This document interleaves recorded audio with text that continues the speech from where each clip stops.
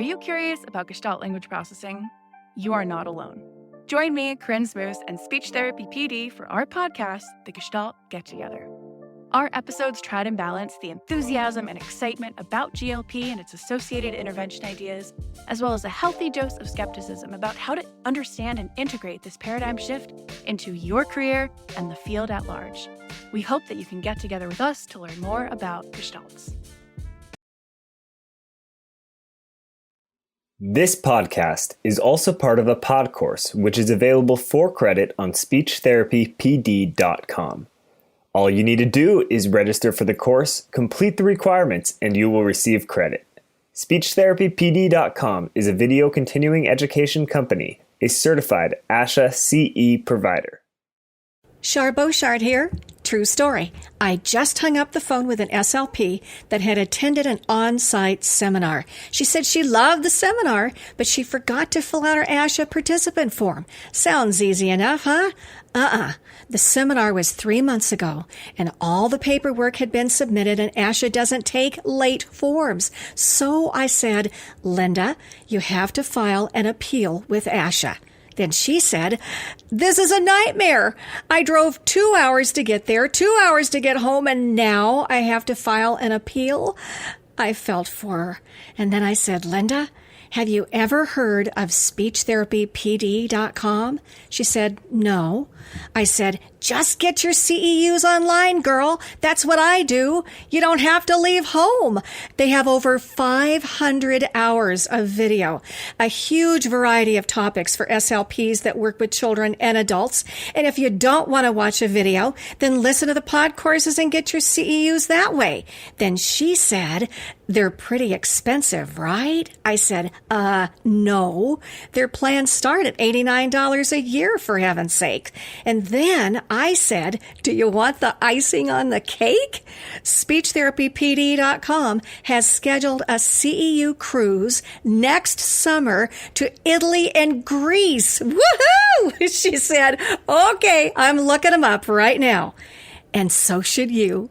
SpeechTherapyPD.com. Check them out. Tell your friends. You'll be glad you did.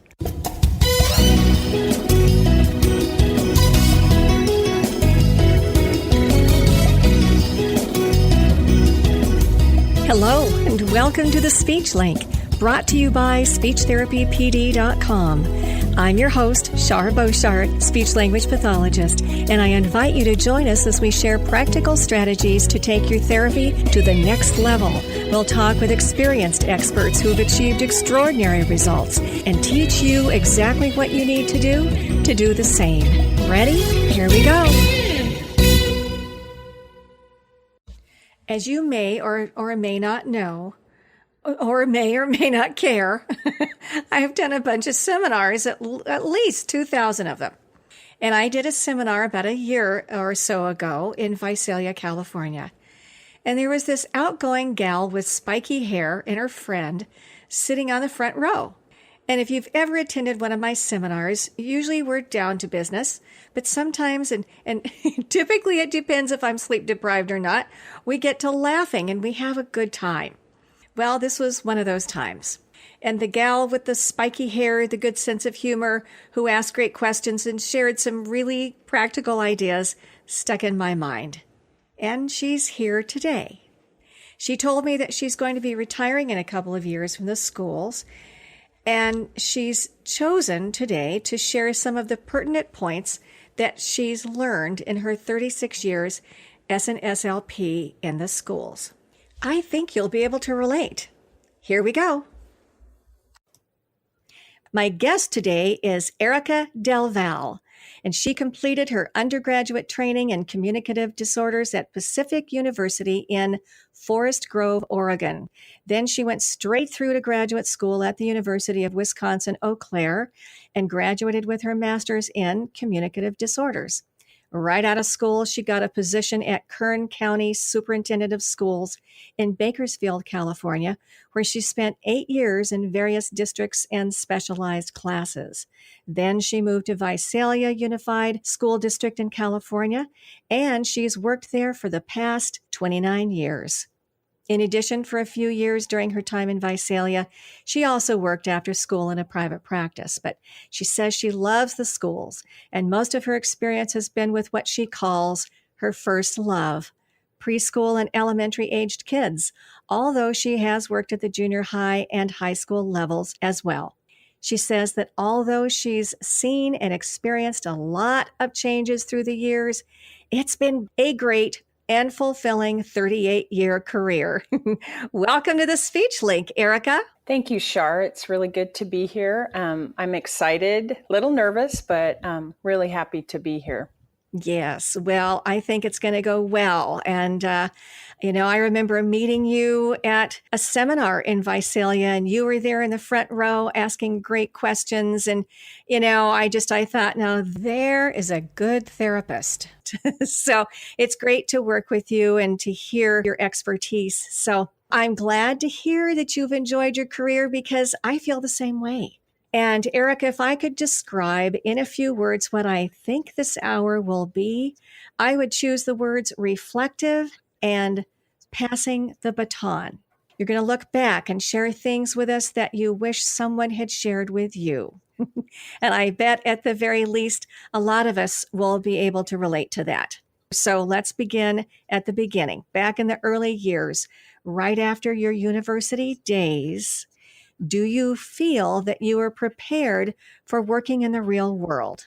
Well, thanks, Shar. I think I felt prepared from an academic standpoint, but I specifically remember my very first job in a very small town at that time called Fraser Park, California, up in the mountains. It's on the Grapevine as you head over to LA. And I came into a situation that was less than ideal in terms of how service had been provided previously.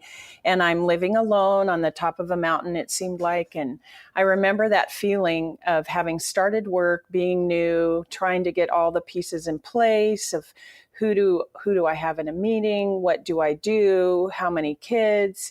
And I thought, this is not what they told me it would be like in grad school.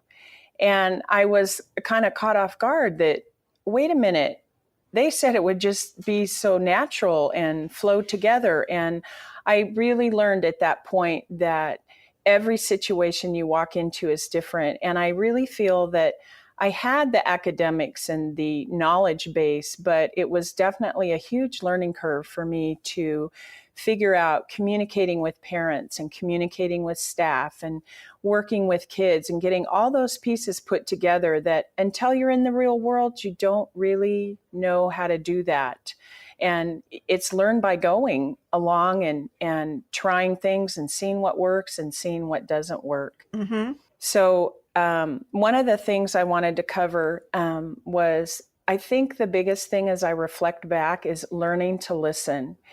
And I know that sounds kind of trite, well, we talk and we listen and we can look at it that way. But for me, as I've gone through the years, that is so important. As an SLP, I love to talk. So by providence, I'm probably in the right field, because talking obviously has not ever been an issue. But sometimes I'm not the best listener. And I found that as I've gone along, how important it is to listen to the parents, to identify with them that what their concern is for their child is they want help. So they don't want lots of test scores. They don't want lots of jargon that we get into if we're in a meeting to say your child can do this and this and this. They really want it simplified. How are you going to help my child? What can I do? Am I doing the right thing? They want to be validated. I've seen many parents feel like it must be my fault they're not talking. It must be something I've not done. And so I try, when I listen to a parent, when I first meet them, to let them know this is a no judgment zone. What you're sharing with me is just going to enable me to get to know your child better and to be able to work with them better. So don't feel like I'm critiquing your parenting or how you respond. It's just, I'm here to be a partner with you. And I think that that's really important. And I found that as I went along, I was able to listen better than when I first started. And as I learned to listen better, I figured out how to listen to the child, that there were many days that it really isn't about correcting the R or how many repetitions you get. And, did they finish my little plan of, we're going to get to 80% accuracy, but it's about listening to the child. And there are some days with kids, they just need to know that you're a safe place and that you care about them and they are important. And they need to share little things that are on their hearts. And it really is okay when that happens to let that happen and not be, I was very consumed at the beginning of, I've got to get this percentage and okay, next. And as I learned how to listen, I learned to kind of go with the flow. And that made my therapy so much more successful because I wasn't just somebody there bulldozing through and letting the child know we're doing this, and this, and it's going to be, perfect. But I validated who they were. And that then resulted in kids coming up to me and, giving me a hug. Am I going to speech today? Are you going to see me today? How come you didn't see me? All those things that let me know that I had made a connection with kids. And I would just encourage you, if you're new in the field, if you've been in it a while, to step back and say, what's going on today? Help me to see what's going on with my kids. And there will be days that you won't get the 80%. You won't get 25 responses or whatever you're looking for, and to be okay with that. So I think that's really important. And listening to your staff as well.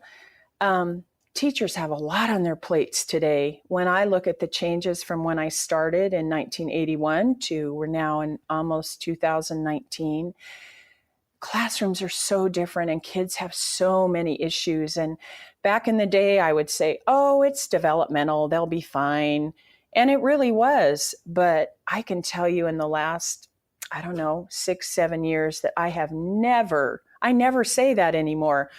In my gut, I'll say, there's something going on here. I don't know what, but something is not right here. And I'm not going to be the one to say, it'll be fine, because it may not be. And I would rather take the time, get to know the child, get to know the parent, and really listen to the teacher.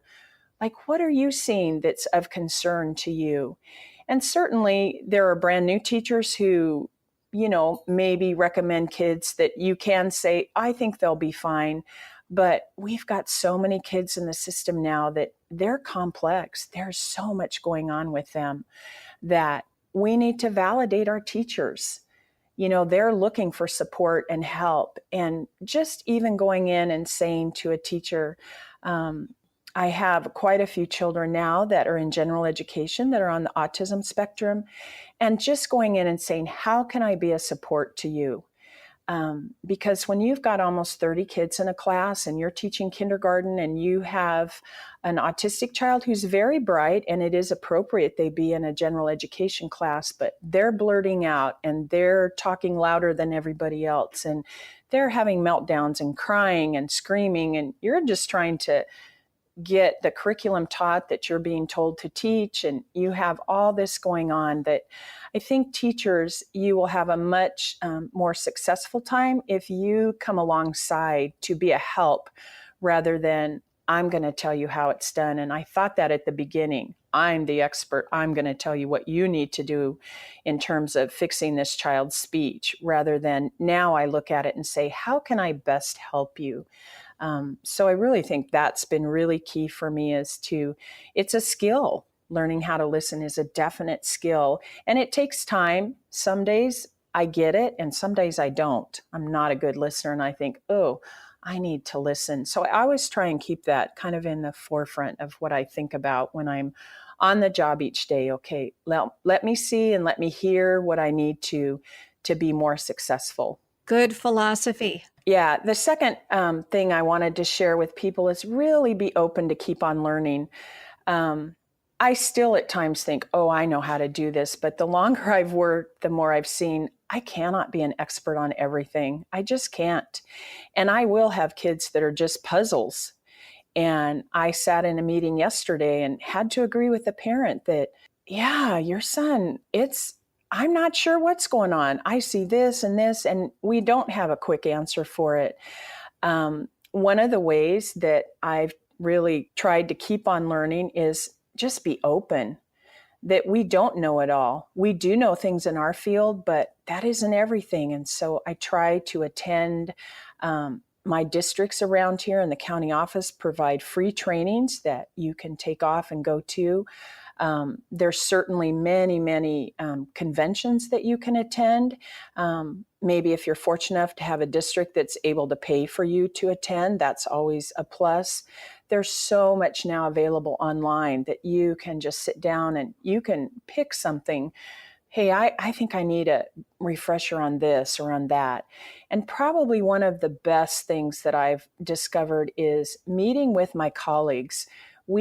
I have a group of ladies that we call it our Third Thursday group.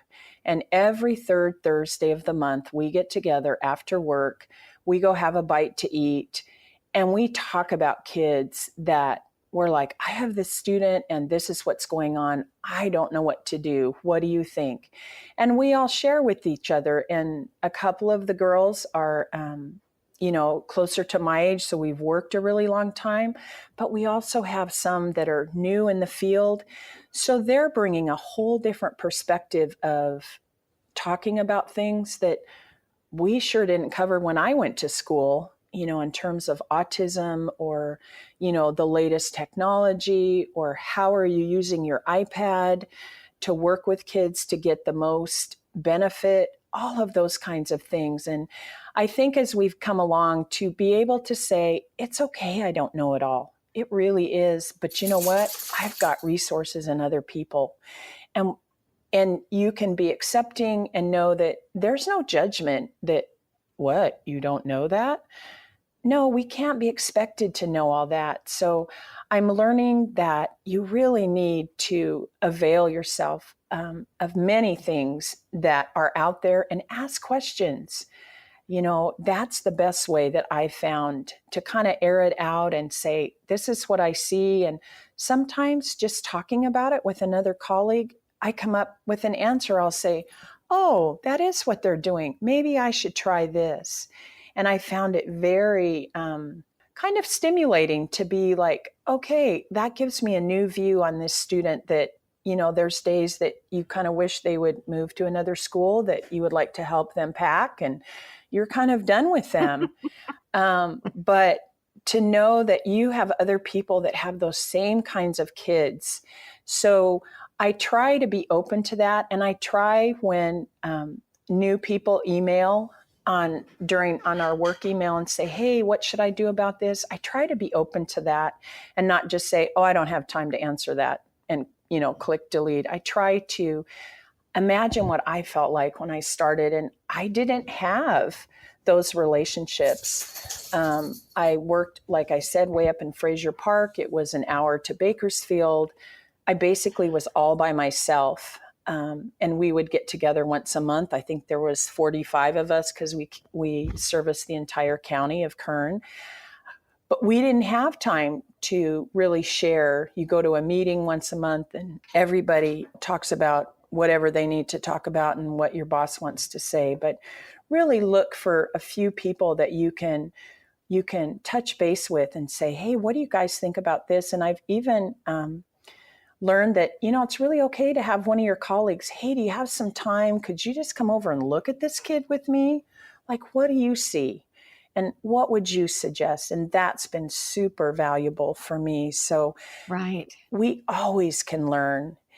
And I think the thing that was hardest for me to learn was, how do you find a balance between work and your life? Because we all have a life. Early on, I was consumed with getting everything done, getting it perfect, getting every I dotted, every T crossed. And I've realized as I've gone along, certainly, Shar, I'm sure paperwork has dramatically increased. And there's always that, do I do paperwork and get everything in so we don't get dinged by the state that we're out of compliance? Or do I, see the kids? And it's such a difficult balance. But I've learned that there will always be paperwork. When I started, IEPs were 3 pages. They were on NCR paper, which some of you may not know what that is, but it was like 4 different colors, and you wrote on it with your pen, and it printed through, so you didn't have to make copies, and parents got a pink copy, and the district office got the white copy, and then you got the goldenrod copy, kind of a thing. And that was it. And when a student was done with services, you basically talked to the parent and said, they're doing great. What do you think? And the parent said, I think they're great. And you said, thank you so much. And you were done. Well, today, I think the minimum is 11 pages on a student for something really simple, like correcting an R. And it's all computerized, which is a benefit. It's certainly a lot faster than handwriting.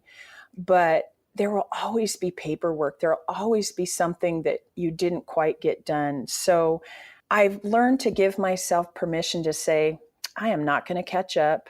I'm not going to be ahead. So I look at, what do I need done today? And then I don't worry about it. So, Erica, do you have any tips or tricks for us for getting the paperwork done and, remaining on our schedules with our kids and so on? Do you have any tips or tricks, as far as streamlining that paperwork? One of the things I like to do is kind of think ahead. What needs to be done today? And doing it to the best that I can, but not spending an over amount of time on it, not getting so technical or so involved with it that I lose sight of what do I really want to communicate in this report, or what do I really want to let parents know? Initially, I wanted everything perfect, and it's not going to happen. Right. So so you make a list of things that you want to do. Mm-hmm. Okay. And then your expectations of fulfilling the paperwork, you back off from them a little bit so that it's not perfect, but you get them done. Right. Is that what I'm hearing you say? Exactly right. Okay. All right. So those are 2 good things. Give me another one. I try to be flexible and realize that stuff comes up during the day that you have no control over, whether a parent shows up unexpectedly or you're called in to assist on a student which happens to me in one of my schools because I'm in the main office and something may be happening and you're called to help out with that. Mm-hmm. And so I may not see a child that day that I had planned to see. So I look at my schedule and see, okay, when I'm here the next day, I bet I could group that child with this student or with that student. So I'm still able to provide that service, but I understand that I have to be flexible and bendable, and that I have a plan, but it may not go the way I plan, and that is okay. And I try to the best of my ability to see my kids, work with them, help them feel good about themselves and, hey, you're making improvement. But I also know that there'll be times I don't get to see them. And that's the real world. Right. Well, perfect world is you see them every single time you said you would, you get everything done, and it just doesn't work that way. It doesn't always happen, does it? I'm thinking too that having a really good relationship with the teachers so that if you do need to reschedule or bring a child in one time at another time, that teacher is going to know and trust that, hey, you are doing the best for your schedule as well as for the child's, and that you've got to make up that time. That's correct. Yeah. And as a therapist in the schools, you have a lot of plates spinning, and one of them is the child, one of them's the paperwork, but also that teacher can make or break, because if they say, I'm sorry, you can't take that kid to make up that session, then you're stuck. Right. And I try to communicate ahead of time if I know something's coming up, especially like, hey, I'm not going to be there that day, not only for the teacher, but I have students that as they get older, they'll come and show up. And then if I'm not there, the next time they'll see me, they'll say, where were you? I came and you weren't here. And so not only are they a little disappointed, but it's keeping that line of communication open. And sometimes I go to get kids, they may be taking a test. Sometimes I go to get them and it's Fun Friday and the child looks at you like, I'm reading with my 6th grade buddy. you can tell in their face, I really don't want to go with you. And so I'm flexible enough to say, you know what, I will get you at this time today. So within my schedule, I try and have some times where I can kind of adjust as I need to. And I think as long as you communicate with the teacher and let them know, and you will learn which teachers are more flexible, because some will be, and some are not flexible. And so you kind of have to say, okay, Mrs. Smith, she's pretty good. She goes with the flow. She doesn't have any issues with that. But Mrs. Johnson, I need to really be on point. And if I said I was seeing her kids at this time, I need to see them at this time, and try to keep that as closely to that schedule as you can, because then it develops a respect for your job and what you do with kids. And it makes it so much easier than being the specialist that, well, they never came to my class and they never see my kids and I don't know what they're doing. And so those teachers, I really go at the beginning of the year when I make a schedule, and I used to say, what time is the best time for me to see your child? And then I learned an even better way is to say, what times are not times that I should be pulling Susie? There you go. Because they'll give you the best time. Well, that may be everybody else's best time. And the reality is the IEP says you have to see those kids.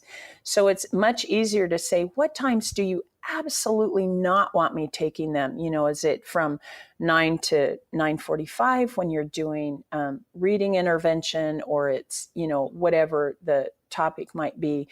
And it helps them kind of look at, because I look at what would be a time that as they see that student, what's most important for them. And sometimes when you say, when would you like me to, they'll just pick a random time. Well, how about if you take them this time? And that may not be the best time. So using that, what time is absolutely not a time I could pull them. And it gives them a buy-in into it, that you're not just passing out a schedule and saying, this is when I'm going to work with this group. Right. And I also try to group kids at a grade level, so that if I have two kids from the same class, maybe I can put them together. Do they exactly fit? But can I make it work? And by fit, I mean, maybe you've got one working on some articulation and the other one looks like language or it's fluency, and you're thinking, well, these don't go together. But as a teacher, it is so much easier for them if you can take them together and you figure out how you're going to address both their needs. But then you're not disrupting with one child going out, then they come back, and then you pull another one and they go out and they come back, because that teacher is then responsible for trying to catch that child up and make sure that whatever they missed, that they're still going to get. And so I've had teachers be a lot happier if you can take them at the same time. So it's less disruption for the kids, it's less disruption for the teacher. Then you can imagine having kids going in and out and in and out. And in today's classes, kids get a lot of services, whether it's counseling or it's academic support or it's reading intervention provided by, just the school site, or if it's, whatever, needing to go to an outside therapy appointment. Kids are coming and going, and that is really hard on teachers who, have to teach a certain thing and it has to get done. So I find that really has been of great help when I look at it from a different standpoint, not this works best for me, but what might work best for the teacher and for the student. Hey, busy SLP, Shar Beauchart here. Here's a tip from me to you. Every week, become a lot more informed. Sign up for Therapy Matters at charbeauchart.com. It's free. Learn our tech and language tips and techniques and tons of ideas for making your school therapy life easier and more effective. I've been a therapist for 30 plus years, and I love to share what I've learned. Sign up for Therapy Matters, read it or listen to it at charbeauchart.com. You'll be glad you did, because the therapy that you do matters. Sign up now. Let me ask you, and let's get into therapy a little bit, and let's preface it with going back to those right after the university days. How has your therapy changed over the years? Well, it's certainly changed from what's available to do therapy. I come from the era that, we obviously didn't have internet, and we used to cut out magazine pictures and laminate them. And you were looking for pictures that children could use as a language stimulus, like, tell me what's happening in this picture. And certainly now there are so many other things to use for that. But I've also seen, I think the biggest thing is trying to stay in touch with what's going on in the classroom. And if they're studying a particular topic or working on something, how can I incorporate that so that what they're doing in the classroom is connected to what I'm doing in therapy? So by that, let's say if they're studying animal habitats and I'm working on articulation, are there animals or are there things that I could tie in that they could be practicing their sound, but that relates to what they're actually doing in class? I think kids get much more out of it because then you're accessing their prior knowledge and you're also supporting the knowledge that they're gaining. When I first started, I saw myself as very separate from the classroom and what goes on. If I'm working on S, these are my S cards, and I'm not paying attention whether it fits into anything they're doing. And certainly there's still times that, yes, these are my S cards and we're working on S blends. And so these are the words that are going to work. But I try also during my therapy to really look at how can this fit back into what they talk about. And you can see as kids go along, they're like, wow, oh, we talked about that in class. And they're very much more aware, and we're almost like we're helping them make those connections. And I think when we can do that, that it stays with them, that it's not this isolated, oh, I come see the speech lady and she's going to listen to me make this sound. So when I'm in her room, it's magic and I try my best and I make that sound. And then I leave and they sound like they've never been to my room. But I think if we can make the connection that, hey, we're doing habitats and this animal has my speech sounds in it. Oh, I remember I need to say it this way. I think that's how it's changed. And I've also found that less is more. Whether it's writing a goal, I don't need 15 goals because the reality is I can't address that many things. The reality is that I need less goals so that I can really focus. Trying to do too much, it's not going to happen. So I don't make a goal that I'm going to work on 7 sounds because I won't be able to do that. I am going to pick the 2 sounds that would be the best to make them more understandable in the real world. Do you do that with language? I do it with language as well. And I've really found probably my favorite material is Mr. Potato Head. You can get the tiny ones. You can get ones that are called, I think they call them like tater tots or little taters. Cute. They are perfect for preschool hands. The regular size potato head is a little bit unwielding for, 4 and 5-year-olds to hang on to and not have them fly across the table. There are so many things in language that I found that is my go-to, especially on the first couple sessions I meet a new student. They love it. Even my older kids will look at some of my toys and be like, do we get to play today? And there will be sessions I allow them when it's maybe 5 minutes left. You can choose what you want to play with because they enjoy doing that. And today in our classes, I don't think kids get to play enough. But certainly I found, even in language, what would be the best thing to focus on that's going to make them be able to communicate more and make the biggest difference, or, we could say the biggest bang for your buck. And knowing that you can't do everything, I try and get it into more bite-sized pieces than when I first started.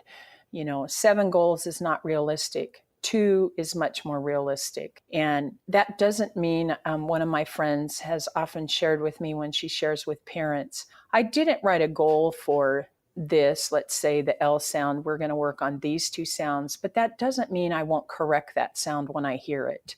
It just means that my focus is going to be much more on the K and the G or whatever sound, or even it's going to be much more focused on let's get that final sound in so that we improve how easy they are to understand. I think that's very, very important. And I still, even today, as I write an IEP, I think what's most important? How can I make this child socially fit in better, improve their speech, and make it doable for myself and the child, so that I don't get to progress reports, which will be coming up in a couple weeks, and go, oh, we didn't really do anything on that one. What am I going to tell the parent?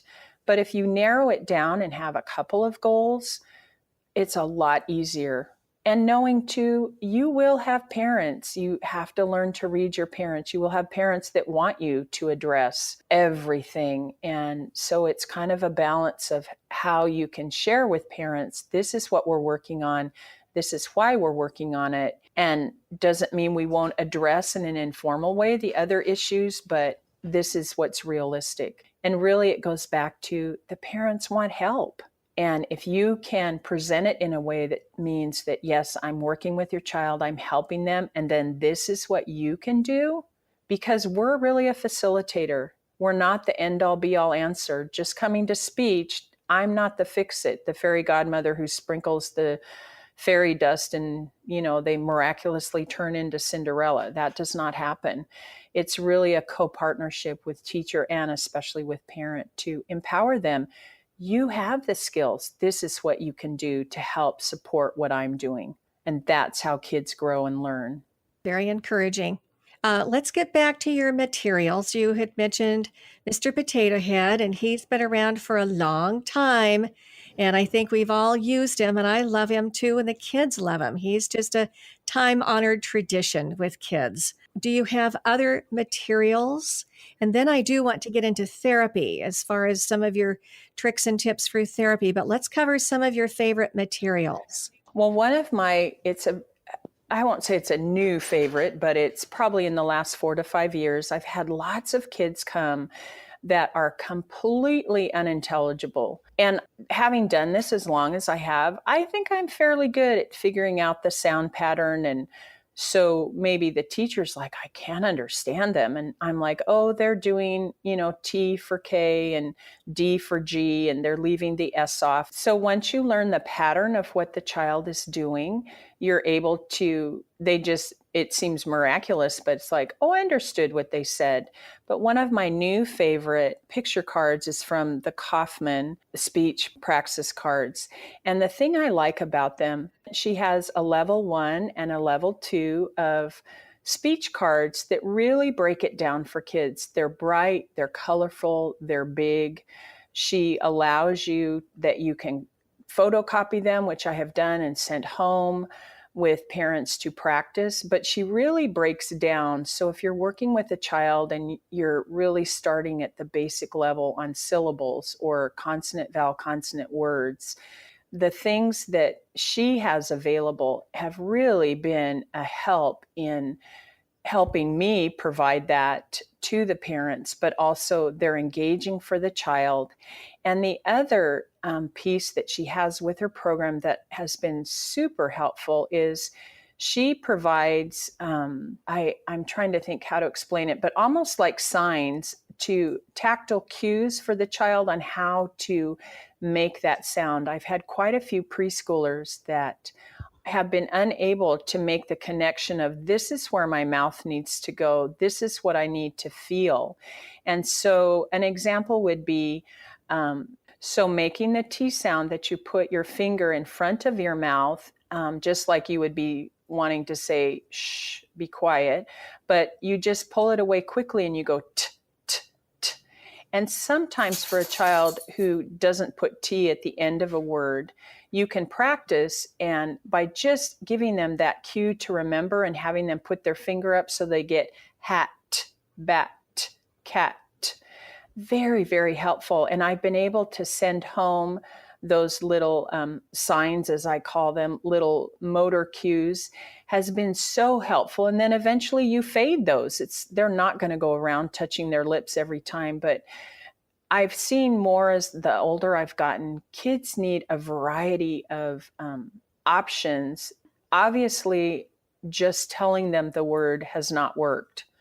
Otherwise, they would not be in your program, because I think for the most part, parents, correct, no, that's not how we say it this way. Well, if they were able to say it that way, they probably would. But when you get a child whose system is so disordered that you need another way, and it's a lot more fun for them, because how frustrating would it be? In their mind, they've said it correctly. When they go to say bat and they say ba, and you're going, no, say bat, and they go ba, I'm sure in their little minds they're thinking, I said what you asked me to say, and you're listening going, no, you didn't. I'm going to say it louder. Well, that doesn't help. But giving them a motor cue where their little hands are involved with it, it is so fun to see. I have a girl right now in preschool. She does it by herself now. Mm-hmm. And then she gets that sound. And then eventually we won't be using the finger. But when we started, she had no idea that, oh, there's a sound there. And she's not of an age that just by pointing, here's the letter, look, you need to put a sound there. But certainly when she was able to touch her lips and go, t, t, it connected for her. And I've had another student, it was the same way. He came at the age of 3. Really, there was a connection missing on how do I make those sounds that you're asking me to make? And he went from not talking at all to, in a couple of years, in a general ed kindergarten, graduated from speech, totally fine. And I'll never forget the day that the little boy, and mom worked with him. She came to every session. She was part of the session. She did the work I asked her to do at home. I will never forget the day. And even as I say this, I get little goosebumps about it. The day that he said, Mom, for the very first time. Wow. And we both looked at each other and I was like, did you hear that? And she had tears in her eyes and I had tears in my eyes. And I had even done some taping of him on my iPad. And this is another thing I always try and remind parents. Do you remember when, and most parents, they're in the business of, what's next. But to be able to go back and say, I remember when Billy did this. He was under the table. He wouldn't do anything. And I remember showing this little boy the video, and he just looked at it like, who is that? And I said, Juan, this is you. This is where we started from. And the mom was like, I forgot. So it's encouraging for them to know, oh yeah, that's where we started. When they think, are we ever going to be done with speech? I've had parents say, how much longer is he going to have to work with you? And not as a critique to me, but they look at it and they don't see the progress. And I think part of our job is let's share the progress. They are progressing. You're just maybe looking at it, kind of through a really closed view. Let me give you the whole picture. So I really like Nancy Kaufman's information. I like her KSPT, her little, it's called the Kaufman Speech Praxis Test. It's all based on imitation, but it really gives you much like the probes that you have for articulation, Shar. It gives you where can they make the sound, and if they're not making it, what are they doing? And it's so helpful because it breaks it down that you can really see, can they make it in isolation? Yes. Can they make it with a vowel sound? Yes. So can they do consonant vowel? Can they do vowel consonant? Can they do consonant vowel consonant? It really shows you the breakdown. And that's so helpful because if you know where they can make it, then you're going to want to start therapy from there. And then you can go back and measure it and go, I have a student that's graduating from her R sound. And when I got her in 4th grade, she was like, you could just tell she had a different therapist. It hadn't worked out well. She was looking at me like very bright girl in a private school. Like, I can't do this.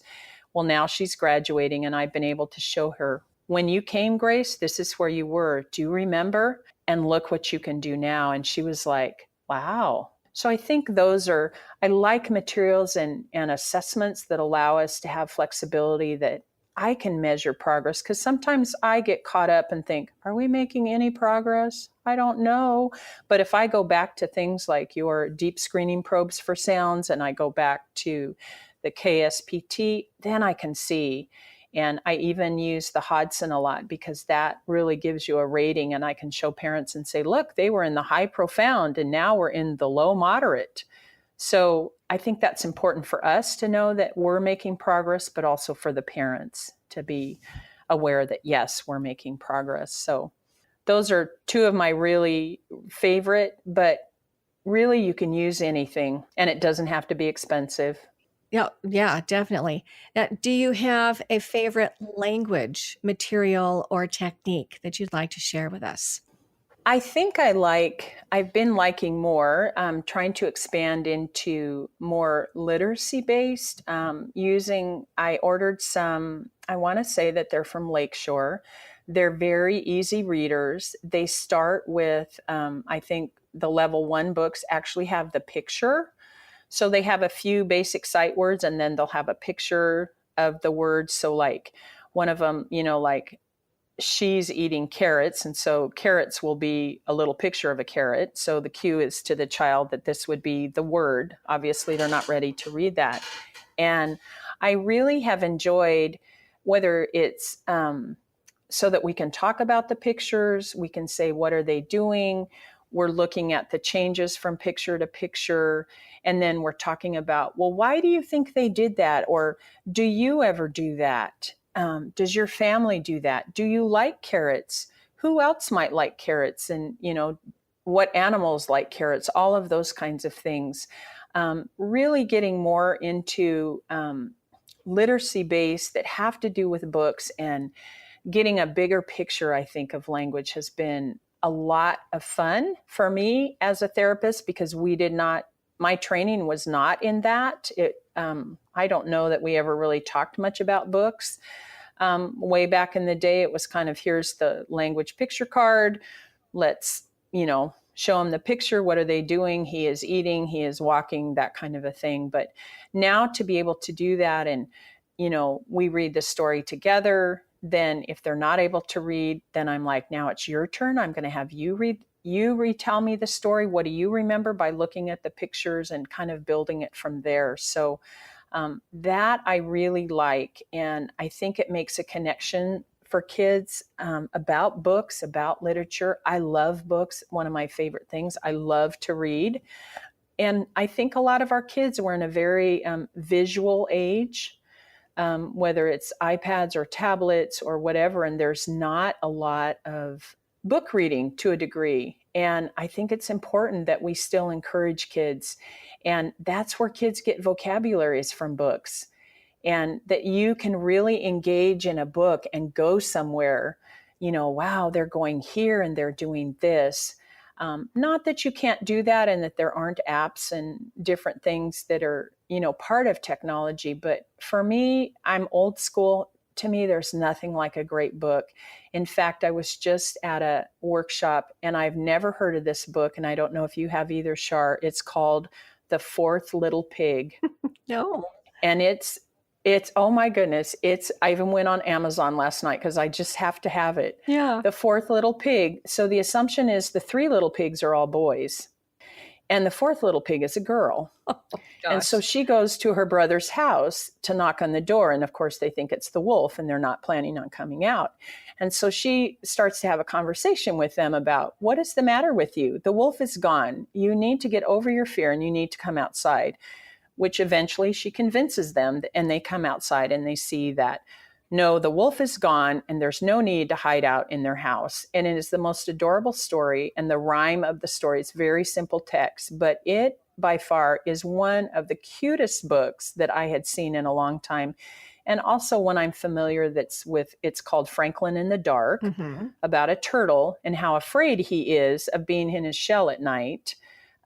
Because it's dark, and he goes through all of his animal friends, and the lion's like, well, I can give you earphones because I don't like loud noises and different things. And he's like, Franklin's like, no, I don't think that's going to help. So he goes through all these friends. And finally, the end is he goes into his shell and he has a nightlight. And now he's not afraid of the dark anymore. So those are the kinds of things that I see with books that really engage kids, and they certainly engage me. And I think that's something always to try and include. And it's amazing how much kids like to listen to that. And I think we forget that.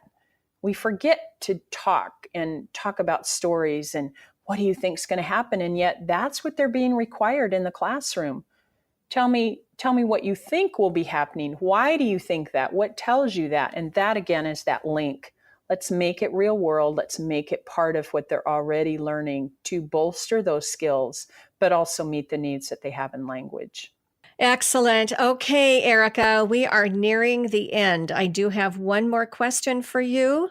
Okay. And that is, do you have a favorite story about you or a child or something that happened that you'd like to share with us? I do. I mean, there's been so many, and I have to say, the stories or funny things that happen are the things that will keep me going for weeks. I may have one once every month, and maybe not even that often, but I can look back and go, that's why I do this job. So I had a situation with a parent, with a student, and the mother wanted her student assessed. So I assessed her, and it was time for the meeting, and I was new to this school, and I'd only met the parent just to sign for assessment. And I really didn't know her, hadn't had a lot of interaction with her. And so it's time for the meeting. And at one of my schools, it's somewhat of a challenge to get parents to show up and remind them. And so the teacher's helping me, and we see whom we think is the parent there. And so we're, reminding her through the gate, remember, we have, Alyssa's meeting today. And so whom we think is the mother. Yes. Okay. So she comes to the meeting. We all meet. It's the teacher. It's myself. It's the administrator. It's, I'll put in quotations, the parent. And we carry on the meeting, and she tells us how she's doing, and, very, very informative. And excuse me, the little girl did not qualify for services. And so that was fine. And we signed the IEP, and she left, and we gave her copies, and we're getting up to walk out of the room. And the teacher looks at me and she says, are you sure that was the parent? And I said, well, yeah, I mean, she knew all this about, Alyssa, and sure. And the principal says, I don't know. And I said, what do you mean you don't know? I said, I've only seen her once or twice. Of course she'd be the parent. Like, am I now supposed to say, are you the parent? And so anyway, we start, and the teacher kept saying, I'm not sure if that's the parent. So we do a little investigating, and it's like, Well, about 2 days later, the parent called and said, well, when are we going to meet on my child? And I was like, what? We went back and looked, and as it turned out, it was the babysitter who knew that somebody had to come to the meeting. So she came to the meeting, never stating anything that she was not the parent. Oh my God. Signed the parent's name. As we investigated closer, we saw that she didn't spell it correctly, but she did sign the name, took all the paperwork home and gave it to the mother. And the mother, I think the thing that startled me the most is the mother was not at all upset that the babysitter had signed her name as if she was the mother. The mother just wanted to know, so when are we meeting? And I just was like, oh my goodness, what do I do? Like, how do you fix this from a legal standpoint? Right. I just was like, okay. So I went to, and the principal had met quite frequently with the mother. And so I went to him and I said, this is in your ballpark now. I said, you have met with this woman repeatedly. You should have known this was not the parent. I said, I've seen her twice, so I'm off the hook for this one. So I said, I'm going to let you talk with the mother. And so we ended up meeting again with the parent. And I was so thankful that the child had not qualified, so I'd not provided services illegally. But I just remember, I know the babysitter had spent obviously a lot of time with her because she could tell us a lot of information about her that sounded like what a parent would know. And the mom was fine with it. But it's one of those things that I will never forget. And I got teased ruthlessly about, you had the babysitter sign and you didn't know it was the parent. So my take from that is, just be prepared. Anything can happen. And I laugh about it now, but I was just like, what should I tell the district? Like, what do we do? And so what did we do? We were honest, and we said it politely in the notes that, the babysitter had come, and we just kind of went on with it because you just never know what's going to happen. No, you don't. You have to be prepared for anything and everything, don't you, Erica? That is correct. Yep. And actually, it gives you a lot to talk about. Some of the stories people have said, you should write a book. And I'm sure, Shar, you could write a book of all your experiences. Yes. So. Yeah, we all could. Well, Erica, thank you so much. This has been delightful. I appreciate your knowledge and all of your insights about working in the schools and working with the kids and the parents and the teachers. Very, very good. And thank you for your resources as well. So I just like to let you know that I appreciate you very much. And thank you so much. Take care. Well, thank you so much. Bye-bye. Bye-bye. Thank you for listening to the Speech Link. Please check out my other offerings at my website, sharpbysharp.com, and also speechtherapypd.com. See you next time for more interviews, information, and insights. Until then, thank you so much for all that you do with your speech kids. Be well, and God bless.